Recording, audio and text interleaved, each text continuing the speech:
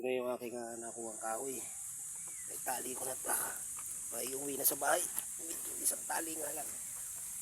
Dito na ako dadaan sa may daanan namin sapa. Yung aking aso ay nauna na.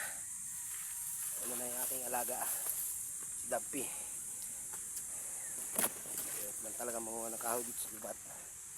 Tsaga lang po ako at mahirap naman walang gamitin sa bahay. Ito po yung nadaanan ko ngayon yan.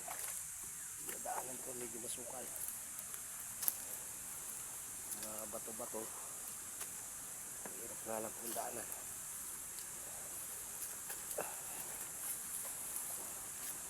Pagka walang kahoy sa bahay, mga bata ay hirapan magsaing. Ito yung nadaanan ko mga bato-bato. Mga bato-bato yan. Mga kabatuhan na yan. Hirap pagka madulas. Wala na kasi spike yung aking bote.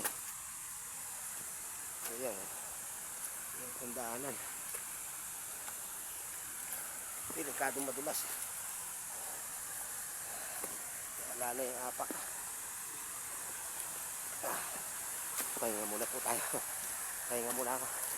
Medyo mabigat po aking dala-dala.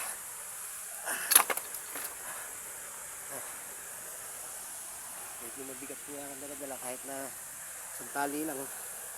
Nasisiga na po yan. Patay na yung kahoy. Maraming salamat po.